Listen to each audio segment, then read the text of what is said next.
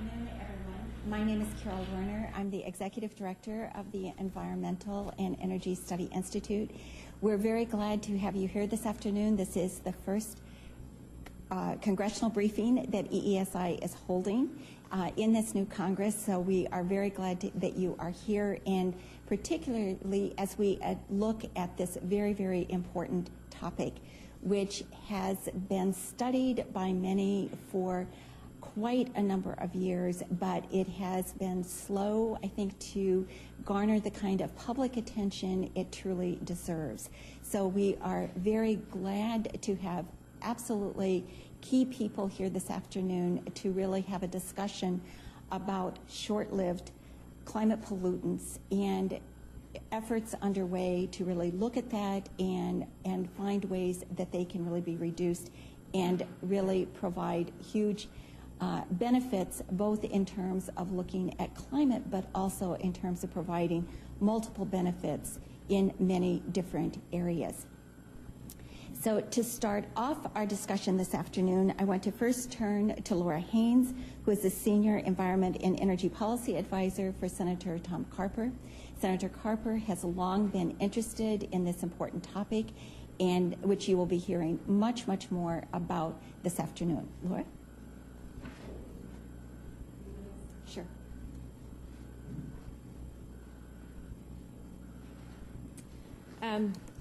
Thank you, and I want to say thank you to EESI, especially Blaise Sheridan and Liz Lewis in our office for helping to put this together. I told Blaise that this is great for a Friday, and he should put more of my briefings together. So, and thank you again for letting me to say a couple words. Since coming to the Senate, Senator Carper has been working on legislative efforts to address climate change. Delaware, as you know, is a coastal state and a very low-lying state, I think actually the lowest-lying state in the nation. So we were already seeing the dangerous effects of carbon pollution through sea level rises, superstorms like Sandy, and droughts affecting our agriculture community. As global temperatures rises, we're just going to see more and more of this, and we're going to see billions and billions of dollars of disaster relief needed. And so this is something that, again, the Senator has been very focused on. We must work together towards solutions. One state cannot curb these emissions alone. National, as we'll say, global action is needed. Senator Carper has often said we do not need to choose between a clean environment and a strong economy. We can take common sense actions now to address climate change. And that's why Senator Carper has been so engaged in reducing short-lived climate pollutants like black carbon and HFCs here at home and abroad. These reductions have climate gains, but also have clean air and economic gains. Reducing black carbon is a great example of a win-win-win solution. In 2009, Senator Carper, along with Senator Inhofe, introduced and passed legislation that asked the EPA to report to Congress the health and climate risks of black carbon. I think it may be one of the only climate bills that Senator Inhofe is the lead co-sponsor on. From this report, we found that indeed black carbon is extremely bad for our lungs, our overall health, and for the climate. And just a few weeks ago, a follow-up report from 31 scientists around the world concluded that black carbon is the second most important climate-forcing agent next to CO2. Fortunately, the report also found that cleaning up diesel engines and cook stoves is the best way to reduce black carbon. These are things we know how to do and to do well. For diesel engines alone, we have developed technology in this country to reduce emissions by over 90%. New engines are required to have this technology, while our existing diesel fleet may be on the roads and in use for 20 years or more. That's why Senator Carper, working with Senator Voinovich, who is the lead there, on the Diesel Emissions Reduction Act, which provides incentives to clean up these dirty diesel engines. This is a great program that is near and dear to my heart and to Senator Carper's heart because it's the really best bang for your buck, and one of your best bang for buck programs under the Clean Air Act. For every dollar we spend in cleaning up diesel engines, we actually receive $13 back in health and economic gains. Plus now we know there's huge climate gains as well.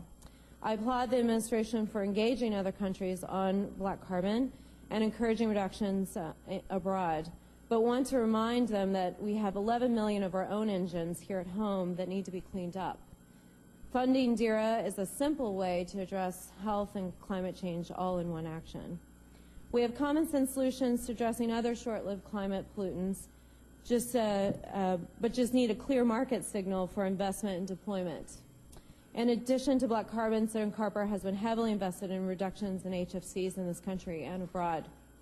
Seeing the success of the Montreal Protocol in addressing ozone-depleting substances, we believe we could use a similar framework here at home to address the ramp-up of HFCs.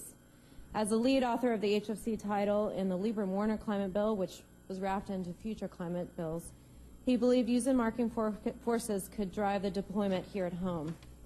Unfortunately, as you all know, we were not successful in passing a comprehensive climate bill, but we are seeing market signals all across the globe, like in Japan and Europe, that are incentivizing the development of HFC alternatives. Even here at home, CAFE standards for greenhouse gas emissions have driven HFC replacements in our vehicles. Again, we should continue our efforts abroad to send a global market signal, and again, we encourage the administration to do so through the Montreal Protocol.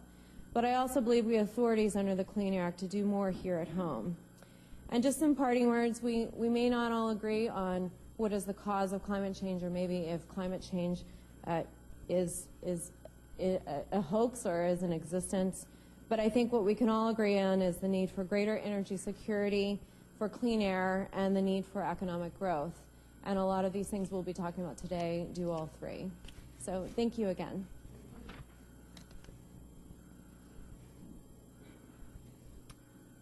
For some of you who are standing over here, if you want to come up here on the dais, please feel free to come up here so that you don't have to stand. It's your big chance, right?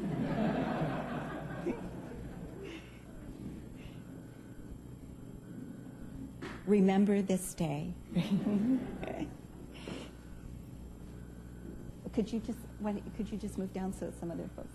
Thanks. And I must also tell you that with regard to our topic today in terms of looking at short-lived climate pollutants, that we should also remember that Rolling Stone just did an article, so I would encourage you to take a look at that because, as I said, the issue had not really been gaining as much popular attention as it should, but perhaps this is a harbinger of many more outlets starting to really report on how important looking at things like black carbon and methane and tropospheric ozone and hydrofluorocarbons really are and the difference that it can make. So now I will turn to our next speaker, who is Dr. Drew Shindell, who is a climatologist with NASA's Goddard Institute for Space Studies, but he is also the chair for the Scientific Advisory Panel for the international coalition that has been established, the Climate and Clean Air Coalition to reduce short-lived climate pollutants. That coalition, an international body that was announced just about a year ago, it was last February when it was announced at the State Department with its beginning number of international country members. Drew is again helping lead that scientific understanding of that panel for that very, very important international coalition. Drew? Thank you. This one. Well, good afternoon, everybody. And I am going to try to cover some of the key aspects that I think are important about some of the short-lived climate forcers and primarily their physical science, but also some of the implications that come from the physical science. And obviously, I won't be able to do everything that's necessary in a few minutes, but we'll have time for questions at the end. So I wanted to motivate why we would be interested in climate in the near term. The climate community often focuses on some target like the year 2100, and that is an extremely important target. Climate damages are potentially catastrophic as you move out to century timescales. But climate change is also really happening right now. And one of the The lines shown here in this blue is the September minimum in Arctic sea ice, and this has gotten a lot of attention in the press. We know that the sea ice is melting, declining extremely rapidly. About a third of it's gone. But there are a lot of other things that are also happening, and they're happening really at alarming rates. One of these is the snow cover in the northern hemisphere. And you can see that in just about 30 years ago, in the 1980s, the typical cover was about 9 million square kilometers. In the last few years, it's been more like 3 million square kilometers. And this is a huge, enormous change in the planet we're living in now. And I could go on and on. Intensity of storms in the North Atlantic, frequency of very hot days throughout the summer. All of these things are already happening right now. Rainfall is shifting, and if you're trying to grow crops, that's really important. So 2100 is obviously a really critical target. We have to keep in mind the long-term change that can have enormous impacts, but near-term climate is also an important thing to be worried about. So climate change is driven by a lot of different things. Carbon dioxide is the single leading cause of climate change to date. I think that's pretty much unequivocal in the scientific community. But there are a lot of other factors playing a role as well. And in particular, what we're here for today is to a large extent these three factors. This is a chart from the last IPCC assessment, which gives the relative impact on the total change in radiation, reaching the Earth versus going back out to space, due to emissions. So it's not due to concentrations, but emissions, which is really what you might make a policy to deal with, how much is coming out of particular activities. And you can see on that chart that the circled ones here are methane, carbon monoxide, and black carbon. The key thing about the three of these particular pollutants is they're all red. They're all leading to warming. Everything on the red side is warmer. The total from those three is roughly the same magnitude as carbon dioxide. So these are not just a tiny little piece of the pie. These are important players in the overall climate change issue. And all three of these degrade air quality. And that's really distinct from something like CO2. It's also distinct from the HFCs. And so I'm not going to talk as much about the HFCs because they're a little bit less complicated in the sense that they don't degrade air quality. But the HFCs, some of them anyway, as well as these three, are also relatively short-lived. And that's really the key distinction from a physical science point of view as far as climate. CO2 lasts a long time. It influences climate on very long time scales. These all influence climate on short time scales. So we knew that. That's been kind of in the scientific community for at least a decade or so. And what's come out and become more clear over the last few years is that, if I just go back for a second, is that if you look at these few pollutants here, you might be able to do something really practical about it. So what the goal from some of the recent work has been is to figure out, using current technology, what kind of bite can we take out of those three? There are a lot of sources of methane, like digestion from cows, that we don't have a technology to reduce that. So you can't just say it's caused this much climate change, that's how much we could gain if we deal with it, because we can't necessarily deal with it. And black carbon is never emitted on its own, so it's kind of irrelevant in some sense what it does by itself. You want to know what it and everything else that comes out when you have some dirty burning, a big plume of smoke, all kinds of stuff is coming out. So what's been done more recently is to screen all the different kinds of current technologies and figure out what you could actually do if you took those technologies, like we just heard about, the diesel technologies developed in the United States and in use here and in Europe, but not necessarily in use everywhere around the world. What could you do? So I was part of a study that UNEP organized where we looked at about 400 different control technologies, and we came up with the answer that a really very small set of these were the kind of win-win measures that we're talking about, that are so interesting, that can both reduce climate change in the near term and improve air quality. And about half of these have to do with controlling methane. Methane leads to production of ozone in the lower atmosphere, so it's not directly affecting air quality, but indirectly via ozone is affecting ozone, which it's toxic to both people and plants. Reducing methane release to the atmosphere can be brought about, especially in the fossil fuel sector, where we have technology to capture leaks. We have technology to reduce the amount that's vented and flared during extraction. Also waste management, agriculture, etc. The other half of these measures really have to do with dirty burning, incomplete combustion that releases a lot of BC, but a lot of other stuff too. So you can see one of the diesels we just were talking about up there in the upper right. There's a lot of stuff that comes out of these, and diesel is one of the key measures where we know we can have a big impact on climate because its ratio of black to organic carbon, one of the other compounds that comes out, is very high. But cook stoves also, you can see a traditional cook stove down there in the lower right, a woman cooking over a 3-stone fire. And if you substitute for something like this, a more modern cook stove, these have been implemented in Senegal in this example, and that really can change the amount of emission, and of course they're far more efficient. The way you deal with most of the black carbon from incomplete, inefficient burning is to make that burning more efficient. So we have a whole list of things with, as we just heard, diesel and cook stove replacement being 2 of the key measures that can reduce black carbon.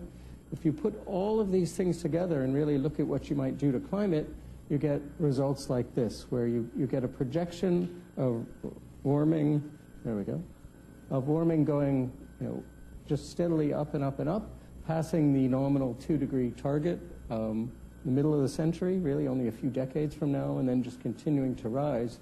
And if you put in place measures to reduce the amount of carbon dioxide emitted, you actually see there's very little change over the next few decades. And in the long term, they're fantastic. They really reduce the rate of increase of planetary temperatures, but it takes a long time.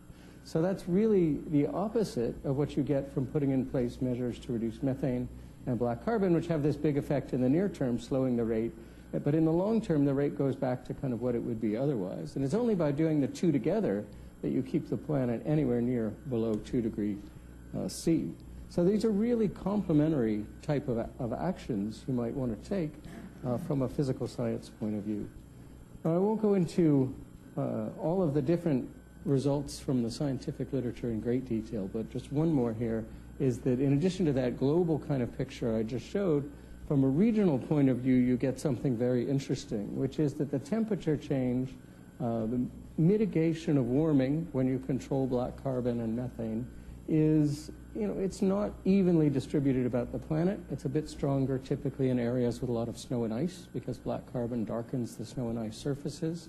So it has an enhanced effect there, but it's relatively uniformly distributed. When you look at the public health benefits, though, you can really see here the avoided premature mortalities are greatest in South Asia and in Central Africa, which is where a lot of the cook stoves and a lot of the really dirty diesels are currently in use. And a similar story with the agricultural yield increases. So it's really those places that go to the trouble of reducing their emissions, that take the actions, realize the health benefits via air quality. The climate benefits are more distributed, but the health benefits really are local. And we've done some economic valuation. We already heard some results on that the diesel type of measures can give you 13-to-1 gains. We found similar things for many of these measures. For the methane, there's a value due to the avoided climate change, value due to the health impacts, and value due to agriculture, and this comes out to roughly about $3,500 per ton, with the cost of most of these abatement measures being an order of magnitude less. So just like the diesel, for much of the methane, the value is far greater than what it costs to deal with these things. And for black carbon, as we've heard, again, the value is often much greater. Many of these, in fact, have net cost savings because, as I mentioned, what you're doing is using fuel more efficiently. Instead of having to get lots of firewood to burn in a traditional cook stove, you use far less when you have a clean, modern cook stove, and your costs actually go down if you can overcome the upfront cost of getting the cleaner cook stove. So I'll just summarize with some of what I think are the key physical science differences between short-lived and long-lived pollutants and the implications of those. As I said, carbon dioxide lasts a very long time in the atmosphere. The short-lived climate pollutants really last a short period of time and therefore have a short climate impact. The mitigation difference is that these really come from different types of activities. Their carbon dioxide reductions are primarily going to be achieved by switching to cleaner sources of power generation, large industry, transportation, and what we're talking about with the short-lived climate pollutants are really distinct, as as you saw when I went through the kind of measures. The impacts then, carbon dioxide affect climate on the long term. It's really key for climate stabilization over the long time scales. But the short-lived climate pollutants are really important for the near term because we don't have much leverage via CO2 on these near-term climate effects, which is what I was leading with, are already happening now. If we want to deal with what's happening now, the only real choice we have are the short-lived climate pollutants. And then, of course, you get all of these additional benefits due to the air quality change. So reducing, the implication of all this, to my mind, is that reducing the short-lived climate pollutants is important to those that are already suffering from the impacts, preventing biodiversity loss, which is typically a function of the rate of change rather than the absolute magnitude, providing some more time to adapt because the changes would take place more slowly, and of course these associated air quality, health and agricultural benefits. So I think this really calls for not doing these kind of things instead of dealing with CO2, but they're really good societal reasons and rationales for dealing with both of these kind of things. And to put that in a kind of a nutshell, I think the near-term climate via short-lived climate pollutants, mitigating those changes is really important for our children's generation.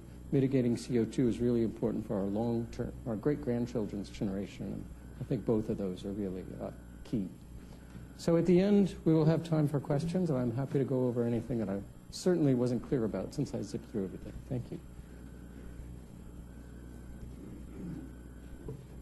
Thanks, Drew, because that was covering a lot of information in a very quick period of time, but in a very clear way. And I think one of the most interesting and exciting things is in terms of thinking about actions that can be taken that can deliver benefits in so many ways very quickly, which is always something that people are looking for in terms of seeing things that really make a difference right now.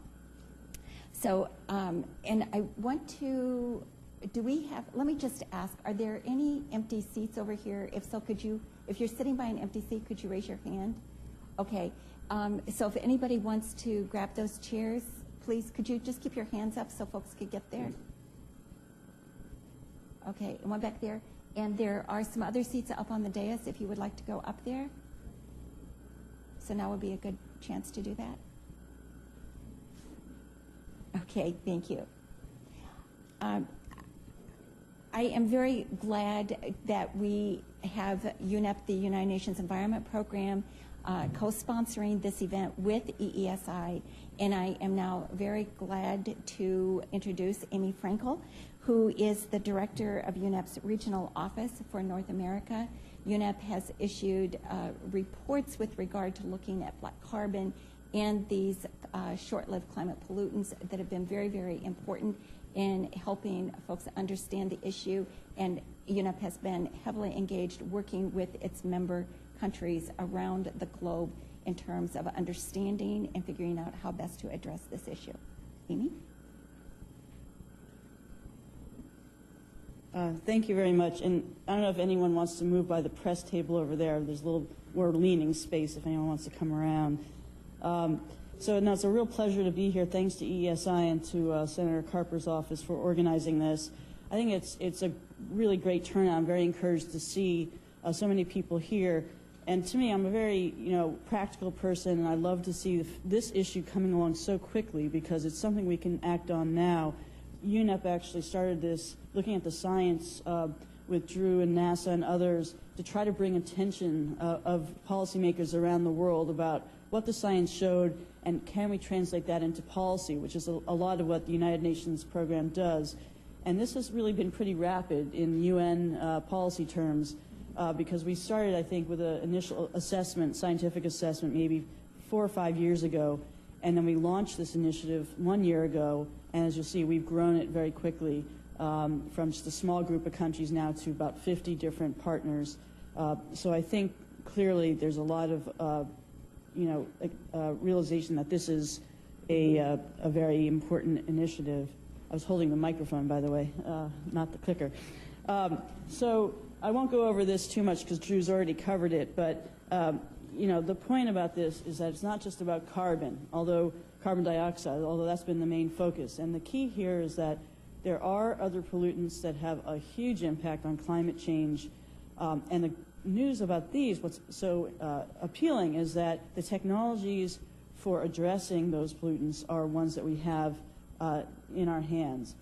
It's also, what's helpful is that there's a lot of co-benefits in terms of some of these figures, and these are conservative, by the way, sort of in a range, preventing annually over 2 million premature deaths, avoiding at least 30 million tons of crop loss annually. The range, by the way, there is 30 to 140 million acres, so tons rather. So these are fairly conservative numbers, and also bringing down the amount of global warming in a much nearer term.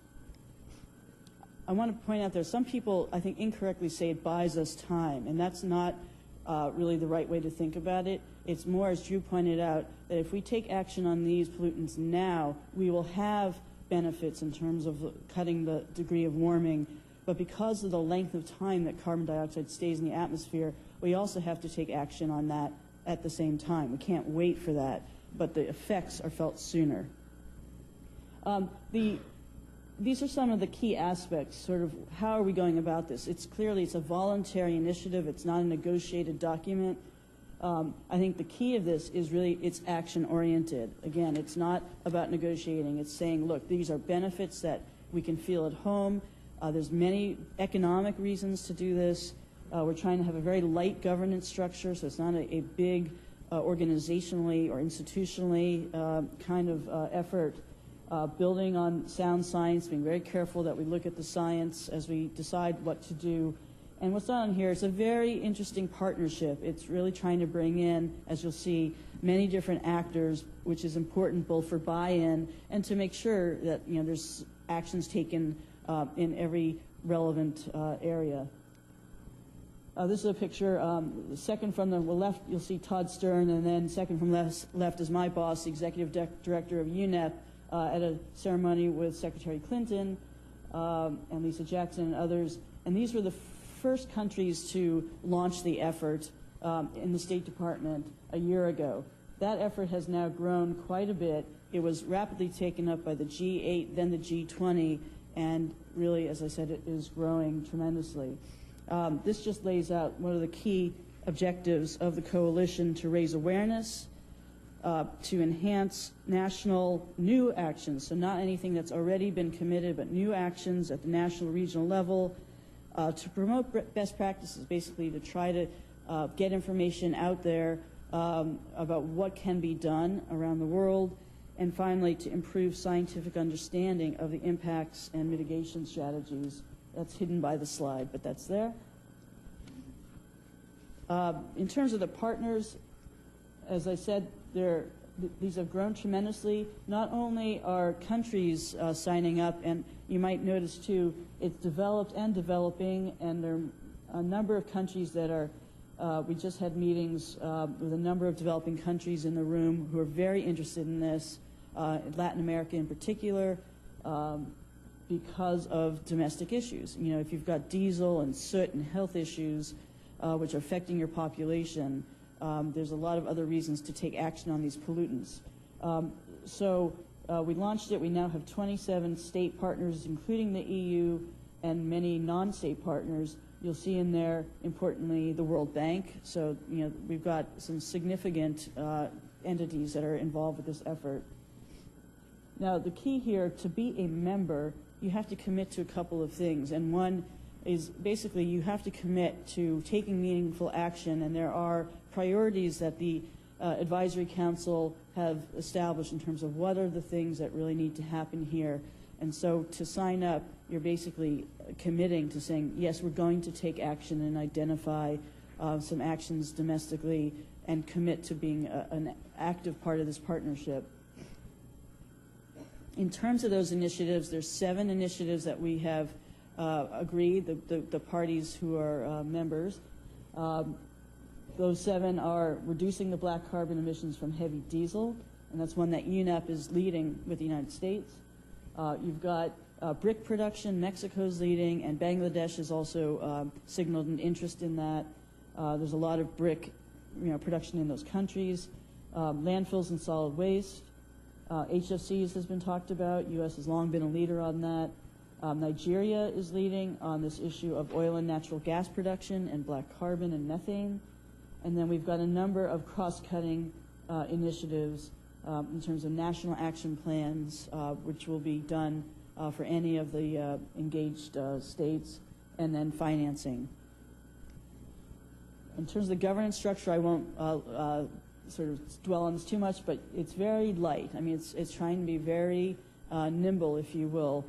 So we've got this high-level assembly, which is ministerial level, a working group, a small steering committee, science panel, and a secretariat. And secretariat is housed in UNEP, where we're basically, it's the support services to make sure that this thing is operating as it should.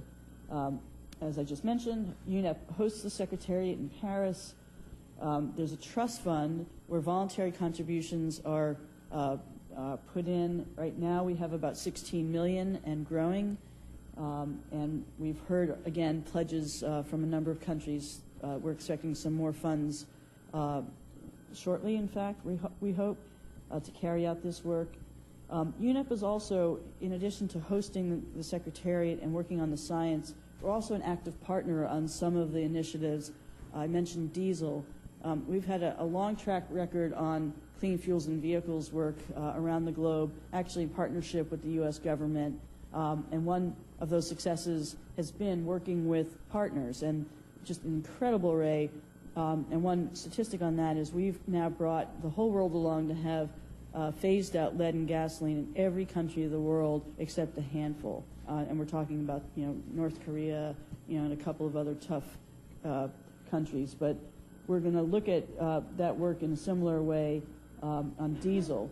Diesel, in particular, is really coming to be seen as a very important area to work. So I was interested to hear about the domestic legislation on diesel. The World Health Organization, a couple of quotes there, that it affects more people than any other pollutant. The estimates of particulate matter to kill at least 3.2 million a year, recently classified as carcinogen. And I won't get into the science because it's a little more complex than this last slide, but essentially there was some recent science showing that black carbon has much more of an impact, is much more important than previously thought in terms of its contribution to climate change. As I mentioned, diesel, very important, and it's very urgent as well, because what was not shown on the slide is the amount of cars and vehicles that are being added in fleets around the world. And we're really at a point where there's a lot of investment about to be made in countries, especially developing countries with strong economies like China, where they're going to be adding a lot to the fleet. And this is kind of a key moment in time, because once you get diesel buses on the road, their lifespan is going to be, let's say, 30 years. So we're hoping to work urgently over the next 5 years to ensure that the fleets that get put on are clean, have the right kind of, there's a lot of different tools we have in the toolkit in terms of the kinds of mitigation measures, but it's fairly urgent that we work on this now, because otherwise we're going to have more diesel in the atmosphere than less. So diesel vehicles is one we're focused on. There's also work on freight and on urban, what can be done at the urban level through urban policies. This just lays this out a bit more. The U.S. government's actually leading on the freight component, and on the national component, it's really about national policies. What can be done to ensure that the right signals are in place to have clean fleets? So that's a very quick overview of what we're doing, and I very much welcome your questions after the end of the panel. Thanks. Great. Thanks, Amy. And our final speaker will talk from a perspective of the State Department and the whole role in terms of organizing, helping organize this international coalition, which, as Amy said, was launched just a year ago. It was in February when there was this major event held at the State Department that was hosted by Secretary of State Hillary Clinton, and where there were a number of ambassadors present to embrace getting this whole important coalition underway. So I think it is quite remarkable, the progress that has been made. in this last year, and that there is a lot of momentum to really increase the size and the overall capacity and impact of that coalition. So to talk about that a little bit, we will now hear from John Thompson, who is the Deputy Director of the Office of Environmental Quality and Transboundary Impacts at the State Department. John? Thank you, and thanks for the opportunity to be here and talk about this important topic. Maybe let me just start. I think Drew has spoken eloquently, I think, to some of the scientific issues and the public health impacts. But I guess for me, I'm thinking about what motivates countries to take action to deal with these short-lived climate pollutants. And intrinsic concern about warming, and in particular near-term warming, can motivate countries. But there's some other very strong motivators here. And I think some of this work done by Drew, done by UNEP, and other scientists, I think has laid out the very clear potential for public health benefits, for agriculture benefits, for energy security gains. And the energy security comes from a lot of different places.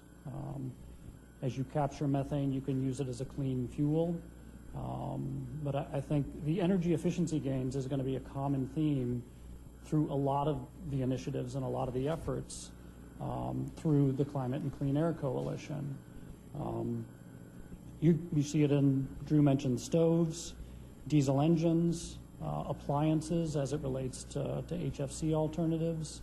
So working together to find ways to capture multiple benefits, I think from our perspective is really just a key aspect of this coalition, I think, that countries can see and the public can see direct and compelling benefits from the things that we're trying to do. Drew said this as well, but I think he was looking at it from a science perspective, and I like how he laid that out. But I guess just to be clear, this effort, it's meant as a complement. It's not meant as a substitute for CO2 mitigation. This is very much a focus, I think, on, not entirely, but more of a focus, I think, on near-term warming. There need to be additional efforts, and there are other efforts looking at the longer term. So these are complementary strategies that need to take place. As it was mentioned, this coalition was launched less than a year ago. Secretary Clinton and Administrator Jackson are at the center of this picture, with 5 other ministers and the head of UNEP. We've made a lot of progress. A year is not that much time. I think the good thing is a lot of the things we're focusing on we think are the types of activities that can be implemented relatively quickly. But in the time scale, for example, of bureaucracies, of getting other countries to understand these issues, move them through appropriate channels and join, I think we've actually made remarkable progress. With 27 states, the other key, it's beyond just states, I guess. There's some major international organizations who are very heavily engaged. UNEP, I think, is playing a very central role, both as hosting the Secretariat, but also working in a number of the initiatives. We also have the World Bank, UNDP, UNIDO. These are countries with these are organizations with global reach. They have a presence in a lot of countries around the world, and they have experience in practical on-the-ground intervention. So through some of these organizations, we have really some remarkable capacity on a global basis to affect change. So I think at this point our feeling is the coalition is off to a good start, but I think we also need to recognize it is still evolving. There are other countries, there are other organizations that are interested in participating, and the coalition will continue to evolve in that way over time. For us, I think when we look at the goals of the CCAC, I would probably just very, very briefly frame them out as it's raising awareness, of SLCP impacts and mitigation strategies. And I think a lot of this work that Drew and UNEP have done, they can really bring these issues home to countries, that the mitigation actions that they take can have a direct and compelling impact to public health in those countries and to agricultural productivity and to energy benefits as well. The coalition, another goal is to enhance national and regional actions. I think it can do that in part through promoting best practices. We've seen some showcasing as well of successful efforts, particularly looking in some developing countries, looking at things that work and trying to emulate those elsewhere. And I think there's also a focus on getting the science right and improving the scientific understanding of SLCPs so that it does inform decision makers in countries to understand what sort of actions they can take, the policies that they can enact, the incentives that they can create that will promote rapid action in these areas. And I think from my perspective, and I work in a number of different multilateral fora on different issues, from chemicals to waste to air quality, and I think this coalition in a lot of ways, it has some similar characteristics to things we've done elsewhere, but I think there are some very unique things about this. The intent, of course, is to accelerate action on short-lived climate pollutants, and it's not to say that nothing is being done. There are things that are being done, but what can we do to make that move more quickly? How can we enable that? How can we build that capacity in countries to understand what the concerns are, what the problems are, and what they can do to move more quickly and rapidly, both to deal with near-term warming, but also to deal with public health issues as well. The idea of the coalition, it's not just a government type of approach. Governments certainly are there. We have a lot of governments that are involved. But for this to succeed, we need more than governments. I mentioned some of the international organizations that are involved, that are very much playing a key leadership role and have broad on-the-ground presence. We also want to engage the private sector, and I think that's key. And some of the initiative areas that Amy mentioned, I think we've begun doing that, to start hearing that perspective from the private sector, to understand the art of what is possible to affect change here. And we have a number of active non-governmental environmental organizations. They help, they bring in creative, good new ideas, and I think sort of the theme of this coalition of being action-oriented, of pushing for commitment and engagement in getting things done quickly. I think a lot of those environmental groups, I think that theme has very much resonated with them. They support rapid action and moving things along as quickly as we possibly can. So I think they've effectively brought that perspective into the discussion as well. The nature of this organization, just to be clear, is it's voluntary. So in other words, the focus here, sometimes in international fora, we as governments can get very focused on intergovernmental negotiations. So lots of talk and negotiations of specific outcomes, as opposed to, I think, what this is, which is a more action-oriented. We're very much organized in particular initiative areas, so practically getting people together in particular sectors to work on particular problems and find a practical path forward in the near term. So I think that, to me, is something that's fairly unique about this approach, and I think it's voluntary and non-prescriptive. So the circumstances of different countries, of different private sector entities are going to be different, and I think there's an openness here to finding different ways to work towards a common objective of reducing emissions of these pollutants. And I think the motivation here, I've mentioned it, I won't say much more about it, but this fact that there are multiple benefits and that those benefits are compelling, to me at least, is very much a strong motivating factor, I think, for countries to engage. And I think we've been successful, and I think we'll continue to be successful. I think you have very practical and focused and action-oriented initiatives organizing this. We also have access and a lot of high-level attention to this. We have ministers who are engaged on this. So we have a lot of bottom-up, good technical work, action-oriented work going on. We also have a lot of engagement from high levels, from ministers who can make things happen in countries sometimes a lot faster than a person like me working with other countries can. They can send that political message. So I think that's something about this coalition that we think can really help make it effective.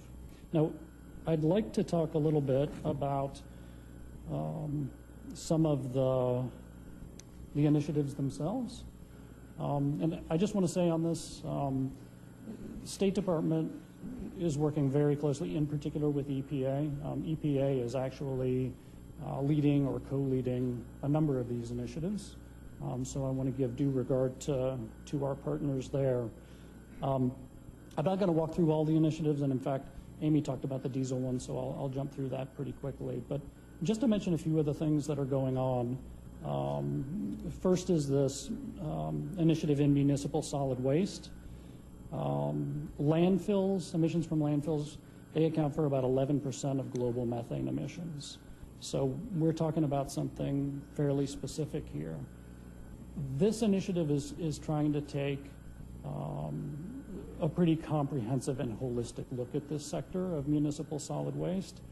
There was some discussion initially. A lot of people framed it just in terms of perhaps methane recovery from landfills. I think the concept has broadened since then, because a lot of the actions that you might want to take, you can't necessarily sort of telescope it down just to that one thing. There's a lot of work, broader work going on with municipal solid waste, and how do you do that in a developing country context in a sustainable way? And what type of actions can we take that are really focused and targeted that broadly help effect change? And I think we're talking about methane and black carbon here. So looking at landfill gas recovery, waste diversion, open burning, which is a huge issue in a lot of developing countries. In fact, we hear that not just in this coalition, but many other places. The organization is primarily focused, it's a city focus, and we have pilot cities. There's about 10 that we're looking at right now to begin working with. Accra in Ghana, Rio de Janeiro are a couple of the starting cities. There's a number of others as well. These are large cities that have real significant waste problems, and there's real opportunity to affect change in a lot of these countries. But it's not gonna happen without some specific efforts and interventions to enable that. So a lot of the work is being done. We have some good partners here, C40 Cities, the Clinton Climate Initiative, the Global Methane Initiative is doing a lot of this work, and the World Bank. There's some efforts to pair cities. So in fact, some U.S. cities, perhaps New York City, may end up working with some of these cities overseas to talk about the systems they have in place and how they can be replicated. Recognizing, obviously, circumstances are not identical. So let me move on to an initiative area dealing with oil and natural gas production. Vented and leaked methane from this sector accounts for somewhere in the vicinity of about 20% of global methane emissions. This is an area where I think this effort is still evolving. We are making some strong efforts to reach out to the private sector, again, on a voluntary basis. We had 13 partner ministers sign a statement to reduce venting. That's an example of a high-level political commitment. We get ministers to come in and agree to really take action on this that hopefully translates to change on the ground eventually. And I think for those who are familiar with it, the Global Methane Initiative, the Global Gas Flaring Reduction Partnership, we're going to be drawing on those types of organizations, expertise at places like EPA and elsewhere to try to enable changes in this sector. Now, I think in the interest of time, I will just briefly mention, when I think about heavy-duty diesel vehicles and engines, I tend to think particularly overseas and in large emerging developing countries. And I think this is really a concern and something needs to be done, because what you're seeing is rapidly growing heavy-duty diesel fleets. So a lot of large trucking, we're seeing very rapid expansion there. And I think Amy said it well. The question is, or the best time to make an intervention is before a lot of this growth takes place. Once a lot of these trucks get on the road, it becomes much, not to say you can't do anything, there are things you can do, but if you can get in ahead of time and affect change, in a lot of ways that's the most cost-effective and best way to affect change. So the last initiative I wanted to mention is on HFC alternatives. So HFCs are fluids. They're used in cooling and refrigeration applications and for foam blowing primarily. They're very potent greenhouse gases. Their use is growing rapidly. They're primarily alternatives to substances, ozone-depleting substances being phased out under the Montreal Protocol. This just, I don't need to get into the details, and you may not be able to see it, but the first bar down here is 1990. And so basically, we didn't have any of this, or very little of it going on back then. And then by 2002, you see significant growth, and by 2010, this is where we are. Now, roughly speaking, this is less than 2% of total greenhouse gas emissions. So, you know, even with this growth, it is not at a particularly high level yet. That said, annual emissions are increasing by about 10 to 15% per year. So we're seeing very rapid growth in these sectors. Refrigeration, air conditioning, foam blowing, solvents, a number of these other applications. And this is sort of the perfect example of trying to get in and affect change before there's widespread use of these chemicals. Now, obviously, there is some use, but there may be some areas where we can really make a difference and avoid the rapid ramp up. So this initiative on HFCs, it's been going for less than a year, but we've already done a number of things. We've hosted a couple of technology workshops, one in Bangkok last year, one in December that was focused on commercial refrigeration technology, which is a particularly promising sector. We're also conducting a number of case studies to try to put out information about specifically what countries can accomplish in different sectors, commercial refrigeration actually being another one that's particularly promising. We're also working on inventories with key countries, Indonesia, for example, Colombia, Bangladesh, not only to understand what their HFC use patterns are now, but to understand what the projections are in the future and what the potential is to avoid the ramp up in their countries that is projected. And I think that's the key thing about this coalition is I think ultimately that's what the focus is to find a way to work together on a voluntary basis to scale up activities that really will make a meaningful difference. And I think with HFCs, if I looked at Indonesia, for example, probably the use patterns right now are moderate. They're growing rapidly. So can we head that off? What can we do to head that off? So just to wrap up, in terms of next step, I think the coalition is still evolving.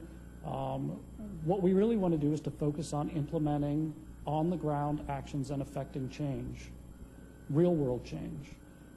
We've got a number of initiatives that are launched that I think have good potential. We're looking at some new initiatives like in agriculture. We need to recruit new partners. both countries, but also particularly, I would say, the private sector, to get private sector engagement. Also colleagues, of course, from civil society. A focus on awareness raising and outreach, and I guess maybe just to say again, coming back kind of to the beginning, a lot of the basis for what we're doing here and the compelling argument for action, it starts with the science and the on-the-ground facts about the multiple benefits of these interventions. And I think Drew and colleagues, some of the work that they've done, we have a science panel in the CCAC. It's a lot of, I think, creating that body of knowledge, working with countries, working with policymakers, decision makers, working with the private sector to understand what those benefits are, what the policies are that can affect change, and to have a full understanding of what those benefits are. That's what we think the coalition can do, and we're going to continue to work with partners, with our colleagues at UNEP, with other countries, the private sector and international organizations to try to maximize the benefits and the progress we can make on near-term warming with this. Thank you.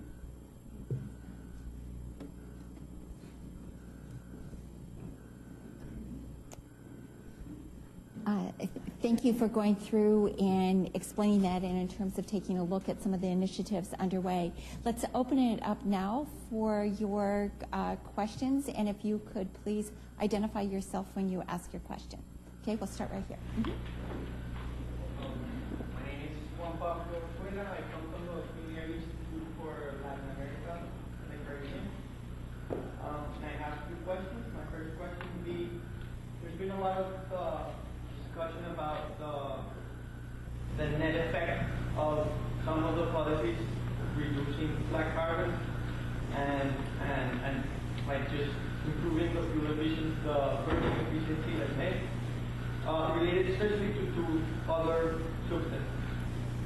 Most of the policies, most of the measures that reduce black carbon reduce also NO2, which is it has a cooling effect. I've read in some places that the effect is not equivalent, and that in general the global effect of reducing both NO2 and black carbon would be just a cooling effect. But I've also read in some other studies where, for example, in India and things like that, where they actually measured the reduction of black carbon and NO2, and the overall effect was a warming effect. So I'd like Dr. Sindel to just maybe elaborate a bit on the net effect of those policies, considering also NO2. And you mentioned also improving the fuel efficiency and the combustion efficiency. And I would like also to just bring to the table the fact that then you're turning CO2. So that would also have a warming effect. So in general terms, just what your impressions are on the whole picture. And my other question is more related to policy. A good thing for people in Latin America, a good thing about CO2 is that the countries with the money are willing to pay for CO2 reduction in Latin America and in developing countries, because it's a global effect. But you just showed us a couple of, Dr. Sindel, you just showed us a couple of images where we can actually see that the effect is a bit more local. So maybe if UNEP or Dr. Thompson would like to elaborate a bit on how you envision an international cooperation policy, considering that for this particular short-lived climate pollutants, there's going to be more interest in reducing your own, like the U.S. is going to be more interested in reducing its own emissions, and Colombia is going to be interested in reducing their emissions. And so how do you envision an international cooperation in this sense? Okay, thank you. Drew, do you want to start? So one of the key issues in the science, and one of the reasons there's been so much recent activity, is because of this mixture of data comes out. So while it was clear just from the IPCC kind of assessment, if you could magically pull out black carbon on its own, great. practical question is what we do. And that's, it's really a question where all we can say from science is probably we can't give a definitive answer like to many things. We can say very clearly for methane where there are no offsetting effects for climate change, unequivocally cooling. When it comes to black carbon sources, there's really a hierarchy of sources, and that's one of the reasons I think that diesel is being such a prime target, is because that has the highest ratio of warming black carbon to potentially cooling carbon. But that's still a really evolving area of science, and I think we can present high confidence diesel measures with reason climate benefits. When it gets to some of the others, the health benefits are very high confidence, but the confidence in the climate benefit becomes less clear. It's still probabilistically, it's still probably a good thing. And from a health point of view, it's definitely a good thing. So I would argue that overall it still makes sense, but it's not so clear. And then I will, just before switching to the policy, the one thing that I've tried to show is that while many of the health benefits were really localized, the climate benefit was still more spread out around the world. There's some localization and still covering areas discussion. But I think that for the developed world, if there's an investment in financing mitigation measures, developing nations, they might do that because of the climate benefits that would be realized more globally. Whereas developing nations might certainly have a higher priority on the more local health benefits. Maybe others can challenge that.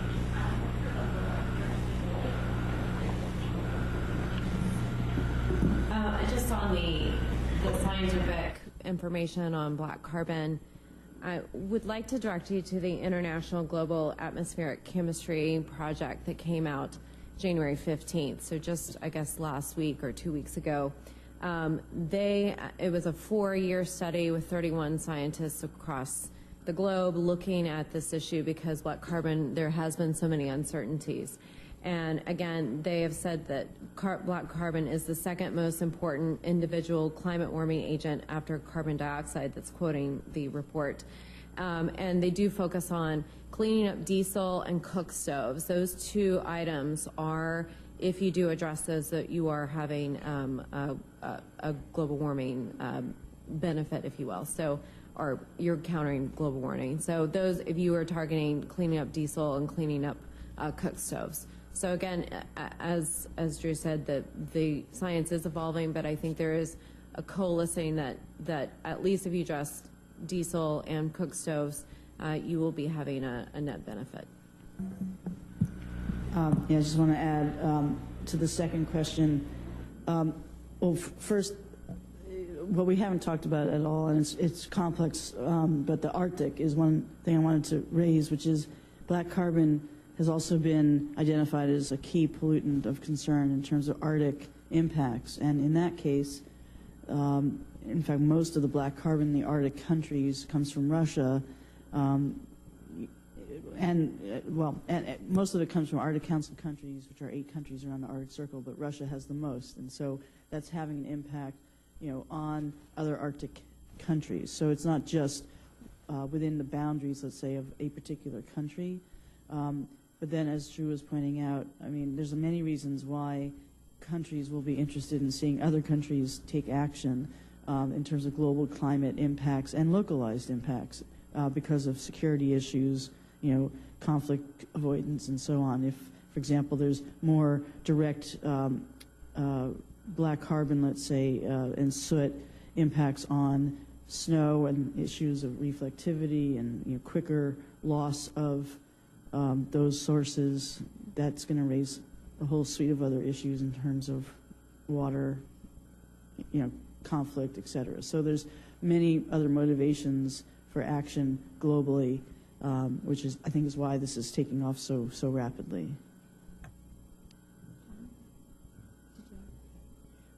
And obviously, we've been seeing really huge changes in the Arctic in terms of the impacts that's been reported over and over again in terms of how quickly we are seeing warming there, glaciers disappearing, glacial fields, ice fields disappearing, etc. Did you want to comment or add anything else, Drew, on that? Okay. Other questions? Okay, right here first. We're actually a partner in the coalition and are engaging in the waste initiative. We're definitely supportive of what's going on. I actually have two questions to Mr. Thompson. One would be, just in terms of the U.S. commitment to the initiative, if we can expect to increase funding for the initiative, the technology, and then at the same time, if we can expect in terms of some type of commitment or level of SLCPs to reduce in the future domestically. And the second question would be if you think that this would potentially be a model for how to reduce GHGs more generally, and something that would be conducted perhaps parallel to the electrical treatment.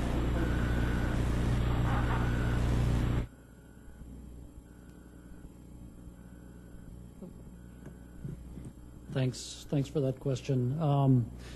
I guess I think a couple thoughts in terms of. I mean, I think you're asking a resource question about the U.S. government and what we're doing and how we see the future. I think there's a couple answers to that. I think there's been a fairly extraordinary commitment. I think to make efforts to organize this coalition by a number of different governments and international organizations, and I think the U.S. has been, at the center of that. And I think both at state and particularly our colleagues at EPA, if you look at a lot of the activities that are taking place, in nearly all of them, there's a significant level of U.S. engagement. So I think we're fully committed to engaging and helping out. I think it's kind of a mix. There's some areas where we have an enormous amount of domestic experience and expertise that we can share with others. And I think there's some other areas. I mean, one of them that I might give you as an example would be brick kilns. Certainly we have some expertise in that area here, but there's other areas of the world, and Mexico in particular has a wealth of experience in how to do that in a developing country context. So I think from a resource perspective, we've been very heavily engaged and will continue to do so. We've provided a significant amount of funding and would intend to continue to provide financial support as well to the coalition. You asked specifically about sort of a domestic commitment on SLCPs, and we're not really doing that in the context of this. I think the focus here is on how can we work together, again, in a voluntary context to make real and significant progress. And so I think that's more the mantra and the mindset here, as opposed to exactly another paradigm of talking particularly about domestic targets and those types of things. There are other fora where those discussions take place and can take place. This is more of an action-oriented, on-the-ground type of approach, I think, from our perspective. So I think that's where we come from. I'm not really sure in terms of could this model be used elsewhere.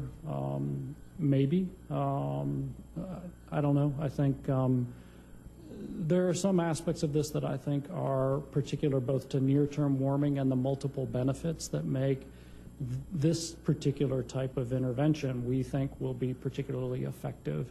So I'm not sure. I would be cautious just to sort of use a one-size-fits-all approach. That said, there are elements of this that are probably applicable to other problems, not just climate change, but other areas. Engagement of the private sector and international organizations and key countries in a very focused and action-oriented type of approach. But I think overall we think this model works well here. I'd be hesitant to draw too many conclusions beyond that. Thanks. Okay. Lori, or Amy, did you want to say anything in addition? Okay. Other questions or comments? Okay, over here first and then back.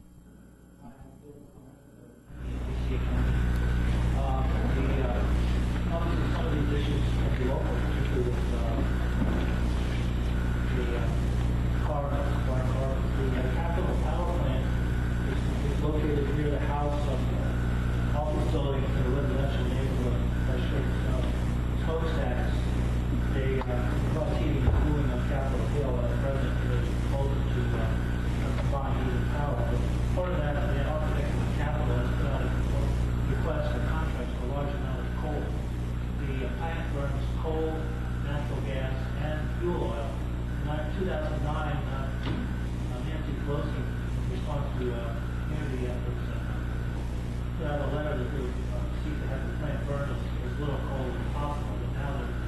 that we have more coal we can store than half of them most of the coal.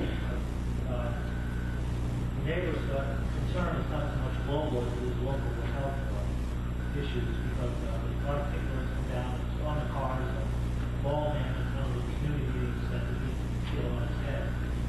So the approach that's being taken is quite local also. The District Department of the Environment has an emissions permitting process. The neighbors are seeking to have emissions so low that they couldn't burn coal all the time. So the question actually, I think it's a great thing for Laura to know so that maybe their office could send a letter or something like that to raise it.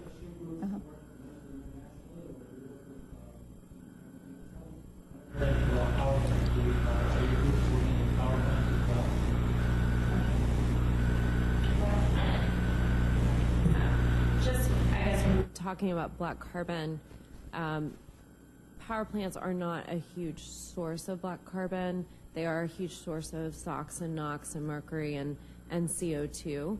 I would assume burning oil will probably be some black carbon from there, but actually, yeah, not very much. So that actually, when we first started addressing this issue in 2009, I thought power plants would be a bigger part, but actually it's more incomplete combustion of more your diesel engines and your older diesel engines and cook stoves and burning wood and such. So for this instance, I would be interested in knowing what the DC state implementation plan would be and how that, how that would, that's, again, that's more looking at particulate matter, national ambient air quality standards and such, so not quite this issue. But I'm happy to talk to you after this meeting. Great. Okay. There was a question. Okay, go ahead. Well, I'm actually an intern at UNEP and doing my master's thesis on regional greenhouse gas emissions. And we're exploring different gas management practices about different cap and trade programs that are being used all over the world. And I was wondering if you guys could shed some light on the role of these regional and local programs and how they relate to SLCPs. And if there were any particular challenges or advantages that you guys found.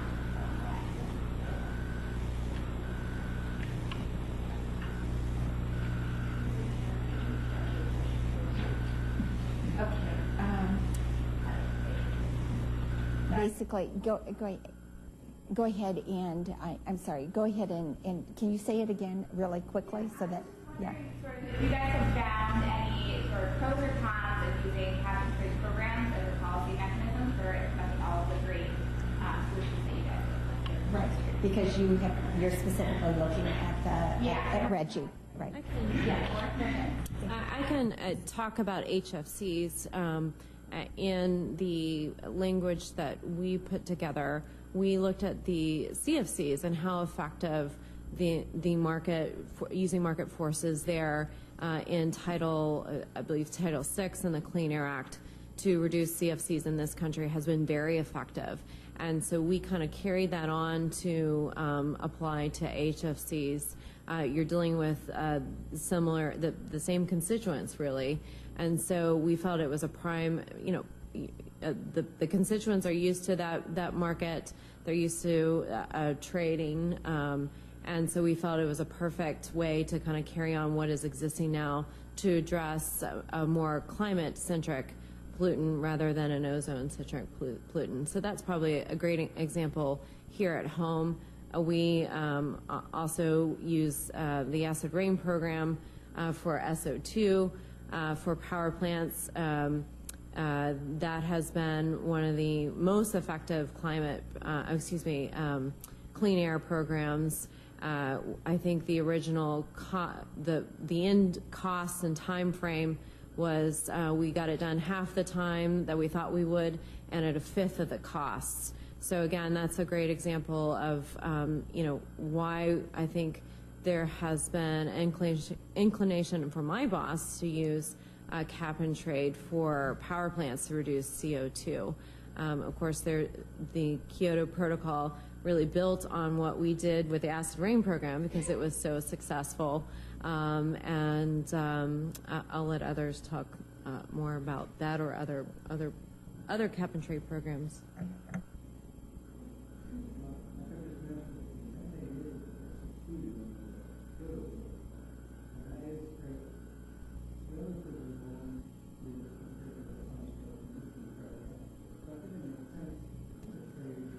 Oh, thank you. I think it makes sense to trade emissions in one location versus another because they really do have the same impact. But I think if you were to extend that to something like black carbon, you would run into the challenge that emissions in different places don't necessarily have the same impact. Emissions near, say, a snow or ice-covered region can be much more important, or emissions in a place where it rains a lot will not stay in the atmosphere as long because they get washed out by the rain. So it's really different in different regions, and then the most powerful effect of black carbon is this strong influence on human health, and I think it would be ethically very difficult to work out an equitable way where you'd say, oh, well, in this area we just feel like it's too expensive, so a lot of people will die here, but it's cheaper to reduce them, over somewhere else. So I think that it doesn't make so much sense. It might make sense in sort of a small area like California has regulations to lower its BC, or a single district or a city, but internationally I think that is probably not a useful way to go with the black carbon measures. And just to echo that, when we were dealing with several of the comprehensive climate bills, we found that as well. And black carbon, we had worked to put black carbon in there as more of an offset or mitigation. It was kind of an additional on top of the cap and trade program that was in place. So kind of either you could do it on top of what you're doing, or maybe have an alternative compliance. And we already do alternative, kind of with settlements here at home with our power plants. Actually, dealing with PM, power plants sometimes do additional, part of their settlement. Instead of paying a fee, they may put in money into cleaning up diesel to account for all the PM that they've been putting up in the air. Kind of a co-benefit there. So that's we kind of already done that in this country. So. Okay, we have some hands over here. Why don't we take all of your questions and then we'll try and answer them all together. We'll start here first. Okay. Sure. Hi, everyone. Susan Annenberg from the U.S. State Department and U.S. EPA. I was an author on both this UNEP report and the EPA's black carbon report to Congress, and this is really more of a comment, actually. I just wanted to mention that we found in both of those reports that of the black carbon mitigation measures available today, clean cook stoves would actually have by far the greatest health benefits. And so there's an effort underway to address cook stove emissions through the Climate and Clean Air Coalition. And we're lucky to have Simi Mehta from the Global Alliance for Clean Cook Stoves, so I'll just let her comment on that effort. Hi. So just to add, I think on behalf of the Global Alliance for Clean Cook Stoves, I wanted to just note that we're very, very pleased to be part of this coalition. It's amazing how much work has been done over the past year. And I just wanted to emphasize to people, because I think there's appropriately been given a lot of attention to both the diesel and the cook stoves part of this, but just to let people know that within the coalition, this real effort to engage really internationally across both the North and the South. We're actually in the process of finalizing now across the different countries and members the work on the proposal that's going to be related to cook stoves, but this really includes not just the cook stoves in the global South, but also the heating stoves in the North, which are also quite responsible for a lot of emissions that have very important local impacts. So look forward to when that's being finalized. Great, thank you. Go ahead.